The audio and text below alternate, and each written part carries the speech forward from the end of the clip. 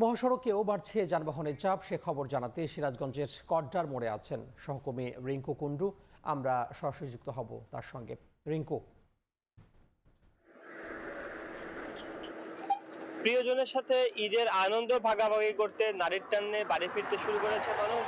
বঙ্গবন্ধু সেতু হয়ে উত্তর এবং দক্ষিণবঙ্গের যে 22টি জেলার যানবাহনগুলো আমরা এই পথে চলতে দেখেছি। ভোর থেকে আছি বঙ্গবন্ধু সেতু পশ্চিম সংযোগ মহাসড়কের কন্টামর এলাকা, এবং আমরা দেখছি যে ঢাকা থেকে ছেড়ে আসা উত্তরবঙ্গগামী এবং দক্ষিণবঙ্গগামী বিভিন্ন যানবাহনের সংখ্যা কিন্তু আসলে বাড়ছে, এবং সেই সাথে যাত্রীবাহী বাসের পাশাপাশি আমরা দেখেছি যে খোলা ট্রাক অর্থাৎ খালি ট্রাকে করেও কিন্তু আসলে মানুষ বাড়ি ফিরছে। এছাড়া ব্যক্তিগত গাড়ির সংখ্যা কিন্তু আসলে কম নয়। আমরা অনেককে দেখেছি যে ভোর থেকে মোটর সাইকেলে করে কিন্তু আসলে অনেকে বাড়ি ফিরছে। তো এই পথে উত্তরবঙ্গ এবং দক্ষিণবঙ্গের যে সকল যানবাহন এই পথে চলাচল করে, সাসেক 2 প্রকল্পের আওতায় মহাসড়ক 4 লেনের কাজ অনেকাংশে শেষ হওয়ার পাশাপাশি যে সকল আন্ডারপাস এবং ওভারপাস নির্মাণাধীন ছিল সেগুলো কিন্তু আসলে সবকটি খুলে দেওয়া হয়েছে, যে কারণে অনেকটা স্বাভাবিক গতিতে আসলে স্বাচ্ছন্দ্যেই উত্তরবঙ্গ এবং দক্ষিণবঙ্গের মানুষ কিন্তু এই পথে বাড়ি ফিরতে পারছে। সেই সাথে এই মহাসড়কে যাত্রীদের নিরাপত্তা নিশ্চিতে কিন্তু আসলে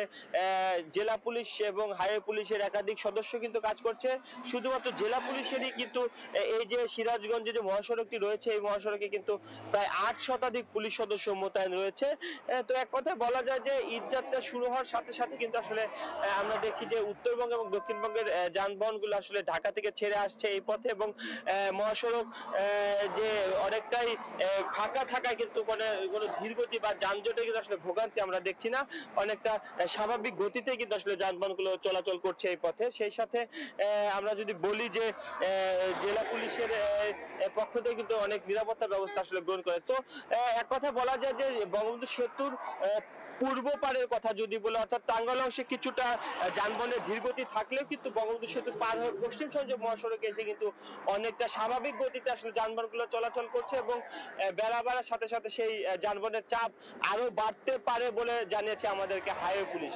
তো এই ছিল সিরাজগঞ্জের মহাসড়ক থেকে আমার কাছে ঈদ যাত্রার সবশেষ খবর। আমরা সরাসরি যুক্ত হয়েছিলাম সিরাজগঞ্জের কড্ডার মোড় থেকে।